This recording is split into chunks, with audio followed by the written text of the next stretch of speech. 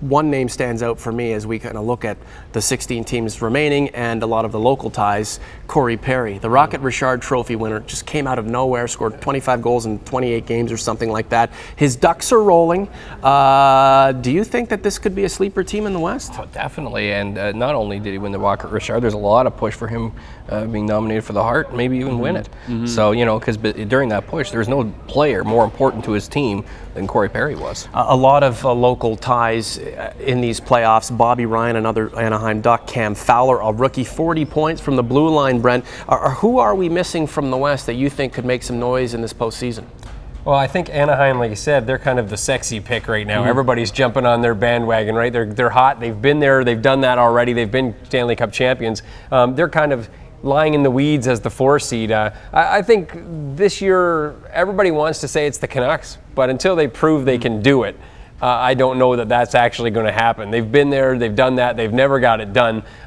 This year could be the Sharks' year. No one's really talking much about them, and maybe the pressure's off finally, because so many times San Jose's been picked to win it all, and maybe now the pressure's off a little bit because they're kind of the ones who are kind of laying back, but they had another 100-point season. Logan Couture in the conversation for Rookie of the Year.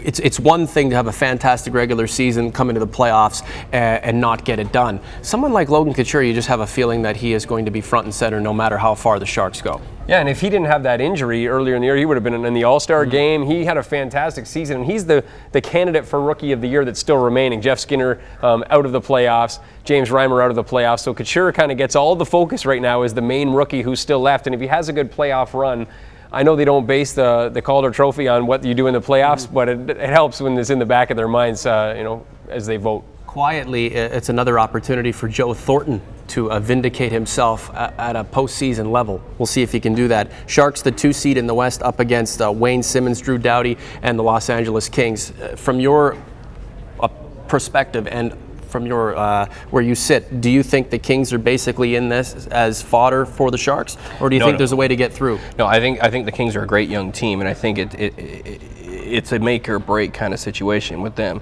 Is that this could be their coming out party? Then again, I mean, the Sharks are still unproven in the playoffs, and it's not just Thornton, Danny Heatley. They've got to come together in the playoffs if they want to avenge last year. The Kings' loss of Kopitar to injury is a killer. He was their best player, and when he goes down, they've kind of been sliding a little bit, and I think they're going to be easy pickings for the Sharks. A good chance for them to bond in a playoff setting, though. A lot more than the Maple Leafs have right now, but I think that drought is going to end at some point soon. So we have the number 4 seed Ducks in the West up against the Nashville Predators, number 5. You mentioned the Canucks, number 1, up against the Blackhawks. The Hawks boast Pat Kane, Dave Bolin with the local ties, and then, of course, Jonathan Taves, Duncan Keith.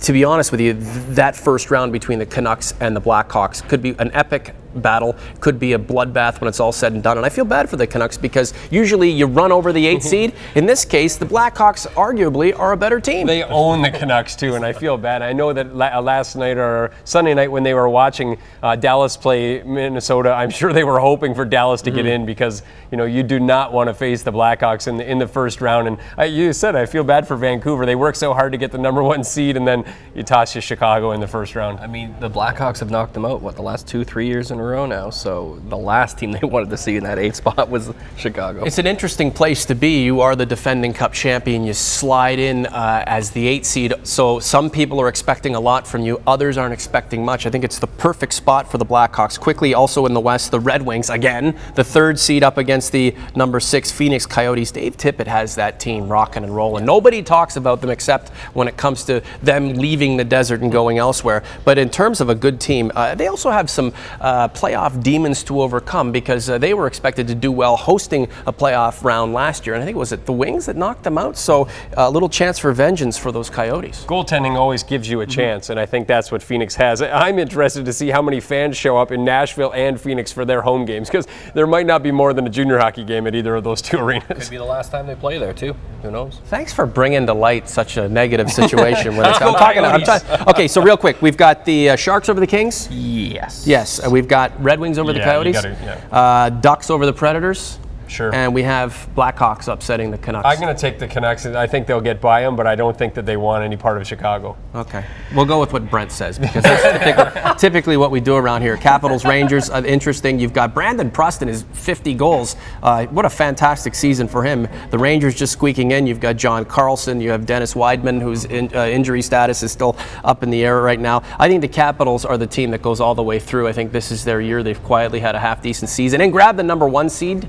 Any disagreement? What there? I like about Washington this year is they've learned to play a much more defensive game. They're not much. They're not wide open. They're a much different team to watch than they have been in years past, and they've really clamped down defensively. And you saw it in the second half. They just vaulted to the top of the standings. I'm sure they're a little afraid of Henrik Lundqvist, who could be a Vezina Trophy winner. But man for man, the Capitals are so much better. And your long-lost brother, Bruce Boudreau, will probably find himself on the unemployment line if he doesn't pull this thing off, no matter if Henrik Lundqvist stands in the way or not. You know what? They were very smart to rest Alex Ovechkin in the last couple of weeks of the year. He may have had an injury, but I don't think it was all that serious, and they're just making sure he goes in top form. Penguins, Lightning, guys, we got to be quick. So the Lightning have Steve Downey and Steve Stamkos up against the Penguins, a team that with a lot of durability, having to deal with the fact that they're missing all these great players. They continue to persevere. Something tells me they're going to continue on. I kind of like the Lightning's mix of veterans and youth. They got kind of the perfect combination of young stars and veterans who are just kind of just about ready to hit their decline in LeCavalier and St. Louis. I think with Pittsburgh's injuries, they may have enough to get by them in round 1, but the Penguins just continue to get it done, even without Malkin and Crosby. Yeah, the Pens, the 4th seed, the Lightning, the 5th seed. Bruins, Canadians, are they going to go 7? Is this going to be the defining moment for the Habs? I think these two teams are going to beat each other up pretty bad, and it really doesn't matter who comes out. They're going to come out all bloodied and not make it past the second round. But as Leaf fans, it pains us to What are you even... talking about here? You still want the Canadians to win, for selfish reasons. For the draft? For the draft. You want the Sabres and Canadians to I win. think the Bruins are a lot of people's pick to go all the way. I think they're going to beat up on the Habs unless Carey Price is fantastic. Jacques Martin keeps his job no matter what the Habs do.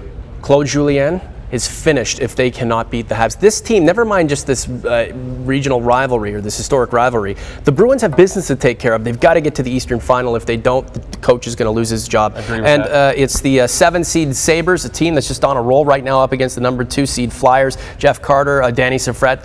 I don't know. I like the Flyers, but I don't think they're that great, and I think the Sabres are on a run right now. Ryan Miller could steal the show here. I think we're bound for an upset. I think that, like I said, this year there isn't that many superstars right now, and there's no teams really dominating, and I think goaltending could take any of these series like Yaroslav Halak did last year, and I don't think anybody wants a piece of Ryan Miller, despite the way the Sabres kind of have finished near the bottom of the standings. Well, when you look at the board, you look at the two teams that have goalies that could take over the playoffs, and that's #8 Rangers and #7 Sabres. Okay, we have the Sharks, we have the Wings, we have the Ducks, we have the Canucks, we have the Sabres, we have the Bruins, we have the Lightning, and we have the Capitals.